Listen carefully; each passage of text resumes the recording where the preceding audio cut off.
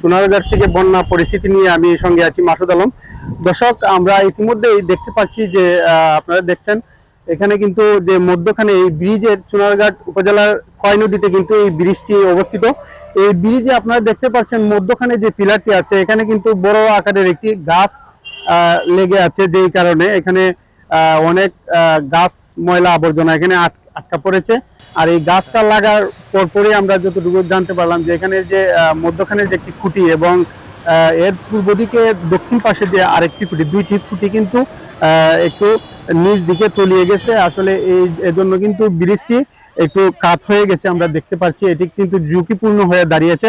এবং আমরা যতটুকু লক্ষ্য করছি যে এখানে বন্যা পরিস্থিতির যে আজকের যে অবস্থা, গতকালকে থেকে আজকে আমরা যতটুকু অনুভব করছি যে এখানে কিন্তু পানি অটোমেটিকলি কিন্তু শু শু করে বাড়ছে, এরকম একটা পরিস্থিতি। এখানে যারা স্থানীয় লোকজন রয়েছে তাদের কাছ থেকে আমরা জানতে পারছি যে এখানে পানি কিন্তু দিন দিন বাড়তেছে। এবং বিশেষ করে আরেকটি বিষয় আপনারা লক্ষ্য করছেন যে বাংলাদেশের বিভিন্ন জায়গায় কিন্তু এইভাবে বন্যা কবলিত এলাকাগুলো তলিয়ে গেছে পানির নিচে। আরেকটা বিষয় হচ্ছে হবিগঞ্জের যে জালালাবাদে আপনারা জানেন যে এখানে একটি বড় ধরনের ভাঙন দিয়েছে। এই ভাঙনের কারণে কিন্তু একটি এলাকা তলিয়ে গেছে এবং বিশেষ করে এতে করে কিন্তু কৃষকের অনেক ক্ষয়ক্ষতি হয়েছে আমরা জানতে পারছি। এবং কৃষি জমি থেকে শুরু করে এখানে বিভিন্ন পুকুরের মাছ থেকে শুরু করে কিন্তু সবকিছু কিন্তু বেরিয়ে গেছে এবং এতে কিন্তু ক্ষতির সংখ্যায় বেশি রকম পড়েছে। তো বিশেষ করে আমি এই মুহূর্তে যে এখানের অবস্থানটি দেখাচ্ছে, এখানে কিন্তু অসংখ্য লোক আপনারা দেখছেন ব্রিজের উপর কিন্তু তারা দাঁড়িয়ে আছে। বিশেষ করে তারা কিন্তু অনেকেই কিন্তু এই বৃষ্টিকে আমরা দেখতে পাচ্ছি যে ঝুঁকিপূর্ণ হয়ে দাঁড়িয়েছে। যে কোনো সময় আসলে যদি বন্যার পানি দিন দিন এইভাবে বাড়তেই থাকে তাহলে কিন্তু এই বৃষ্টি ঝুঁকিপূর্ণ হয়ে দাঁড়াবে এবং যে কোনো সময় একটা দুর্ঘটনার সম্মুখীন হতে পারে। তো বিশেষ করে আমরা এই মুহূর্তে একজনের সাথে কথা বলবো, আমাদের সঙ্গেই থাকবেন। পানি কি বাড়ছে কিনা কমছে আপনার কি মনে হয়? আমরা দিন দিন দেখতেছি পানি বাড়াতে আছে, পানি কমার কোনো ধারণা নাই। পানি দিন দিন বাড়তেছে এবং আমরা দেখতেছি পানি বাড়াতে আমাদের এখানে যে ব্রিজটা আছে না খয় নদীর উপরে, এই ব্রিজটা ঝুঁকিপূর্ণ মধ্যে দাঁড়াচ্ছে। এখানে দেখতেছি আমরা একটা বড় ধরনের একটা গাছ লেগে পড়ছে এই কুটির মধ্যে যে ব্রিজের মধ্যে কুটিটা, এটার মধ্যে গাছ লাগার কারণে দুইটা কুটি দেখতেছি আমরা ব্রিজের বাঁকা হয়ে গেছে। এটা যে কোনো সময়, আর আমি মনে করি যে আর পানি যদি বেড়ে যায় তাহলে আমাদের এই ব্রিজটা নিয়ে কিন্তু আমরা একটা এলোমেলোতে পড়ে গেছি, ভাঙে যেতে পারে। আমরা বিশ্বাস করি। আর কৃষি জমিতে বহুত ক্ষতিগ্রস্ত হয়েছে আমাদের এলাকাতে, যে খয় নদীর পানি ঢুকিয়া আমরা গৃহস্থী বহুত কিছু ক্ষয়ক্ষতি হয়েছে।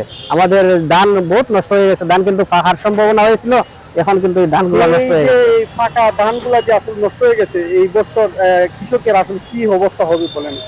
এটা আমাদের এখন আমরা কি হবে বলতে পারি না। আমাদের এই দেশের মধ্যে এখন কিন্তু অভাব ঘটতে পারে, অভাব হতে পারে, হ্যাঁ অভাব ঘটতে পারে। আর দ্বিতীয় হচ্ছে যে মানুষের যারা ফিশারি করছে, আমি নিজেও ফিশারি করেছি, এই ফিশারির মাছগুলা কিন্তু বেরিয়ে গেছে বন্যার পানিতে। আমার নিজের ফিশারি থেকে বাইরে গেছে প্রায়। সবজি বাগান অনেকেই করছে, সবজি বাগানের কি বর্তমান?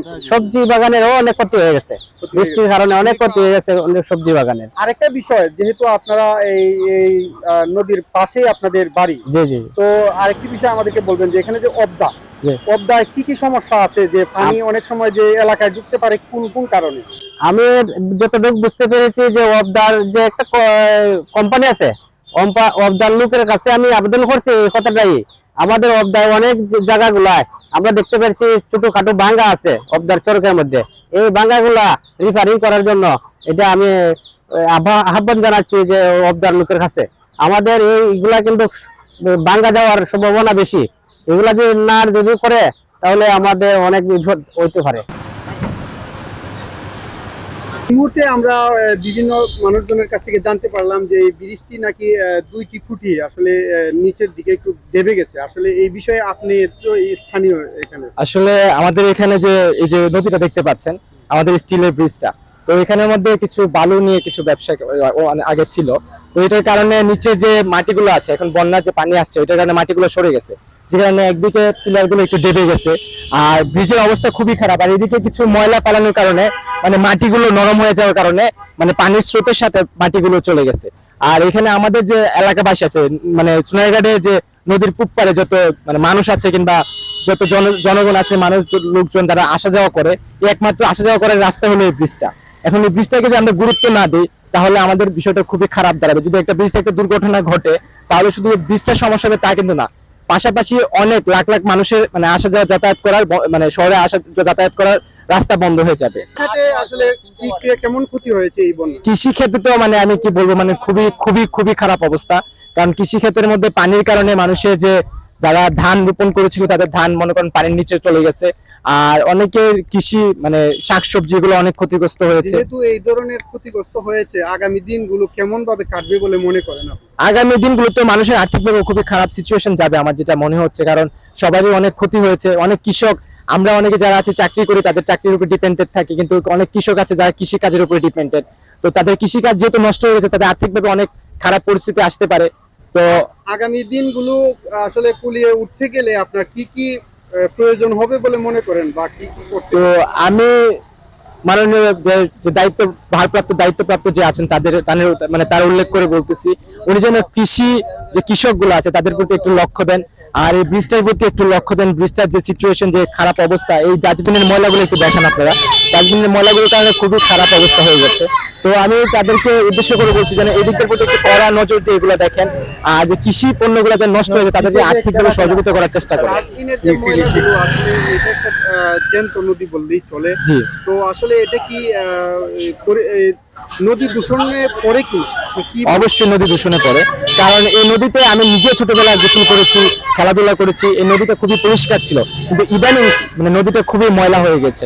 এখন আমি এই নদীতে নামতে আমার ভয় লাগে যে আমার কোনো রোগ জীবাণু কিংবা কোনো ব্যাকটেরিয়া আক্রান্ত হতে পারি কিনা, কারণ এদিকে যত মানুষগুলো আসা যাওয়া করে, শুধু যে আপনার নদী যে এটা ফালানোর কারণে মানুষের সমস্যা তা না, এখানে বায়ু দূষিত হচ্ছে। আমরা প্রতিদিন এখানে অনেক মানুষ যাতায়াত করে রাস্তা দিয়ে, এই যাতায়াতে যারা আসা যাওয়া করে তাদের অক্সিজেনের সমস্যা হয়। একটা বাজে একটা বায়ু যখন তারা অক্সিজেন গ্রহণ করে তখন তাদের মানুষের অনেক রোগ জীবাণু দেখা দেয়। গত 10 বছর ধরে আগাছা মানুষ আসা যাওয়া করে না, কারণ কোনো পানি টানি হয় না। এখন তো পানি হয়েছে, এই জায়গা বাংছে, এখন তো মানুষ এই গ্রামের আশেপাশে যত মানুষ আছে সবাই এসে এখানে যে বাঙা হয়েছে এই বাঙাটা দেখছে, দেখে এই জায়গায় এই অবস্থা। এই যে পানি বা এসে যে ত্রিপুরা থেকে এই পানি দেখার জন্য স্যারকে ফোন দিলে, আমরা ফোন দিছিলাম, তারা বলে যে বাজেট নাই বলে, তারপর আসে না। এই গতকালকে ওই পানি বোর্ড থেকে না ওদের লোকে আসছিল, আসে ফলে বলছে যে এরা ওই পানি কমলে পরে এরা ব্যবস্থা নিব। আচ্ছা, তো এখন যে এই যে অবদার, তো এখন তো তোমরা দাঁড়িয়ে আছো অবদাতে, জি, তো এই অবদাটা এখন মানে মানুষ চলাচল করছে না কেন? কারণ কি? মাছ হচ্ছে করে না এই যে এইসব জাব জঙ্গলের কারণে। এই জাব জঙ্গল মানে কিসের জন্য এখানে তৈরি হয়েছে? এটা কিসের মানে কি করা প্রয়োজন? এই যে কাটা প্রয়োজন, যে এই জায়গা এটা সাফ করা প্রয়োজন। এটা তো এখন রাস্তা নাকি পাহাড়ের মতো লাগছে? এটা পাহাড়ের মতো লাগছে। এটা পাহাড়ের মতো লাগছে। গতকালকে এরকম ছিল না, গতকালকে রূপ এসে দেখার পর এই জায়গা বাংছে পরে, দেখার পর থেকে এরকম অবস্থা হয়েছে আর কি। এই জায়গা ছোট একটা রাস্তা হয়েছে, রাস্তা হয়েছে, না এটা পুরোটা বড় আছে না।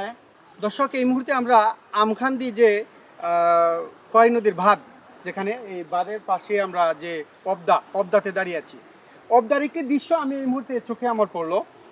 আপনারা দেখছেন আমার পিছনে এই যে এই পুরোটাই কিন্তু এটি হচ্ছে খোয়াই নদীর বাঁধ। এই খোয়াই নদীর বাঁধ যেটাকে আমরা অবদা বলি, এইরকম গাছগাছালি দিয়ে কিন্তু ভরপুর। এদিকে মানুষ একদমই আসা যাওয়া করতে পারতেছে না, কারণ হচ্ছে এখানে অবদা থেকে কিন্তু এগুলা প্রতি 6 মাস পর কিন্তু 3 মাস পর কিন্তু এগুলা ছাঁটাই করে দেওয়া হতো এই গাছগাছালিগুলা। কিন্তু আজকে প্রায় 10 বছর যাবৎ এই অবদাকে আসলে এইভাবে ফালাইয়ে রাখার কারণে আসলে এই অবস্থা ধরেছে, যেখানে এখন যেদিকে আসলে মানুষ চলাচলের কথা ছিল এদিকে আসলে মানুষ চলাচলের কোনো উপযোগী ব্যবস্থাই নাই। তো এই মুহূর্তে আমার যে ছোটো রাস্তাটি দেখছেন আমার পাশে, এই ছোটো রাস্তাটি হচ্ছে এখানে যারা এখানে একটা এই যে অবদাটি কিছু অংশ জায়গা এখানে ভেঙে পড়েছে, যে কারণে এখানে মানুষ দেখতে আসা মানুষজন এই ছোট্ট একটি রাস্তা তৈরি করে দিয়েছে। তো আমি আজকের মতো বিদায় নিলাম। ভালো থাকবেন, সুস্থ থাকবেন, আল্লাহ হাফেজ।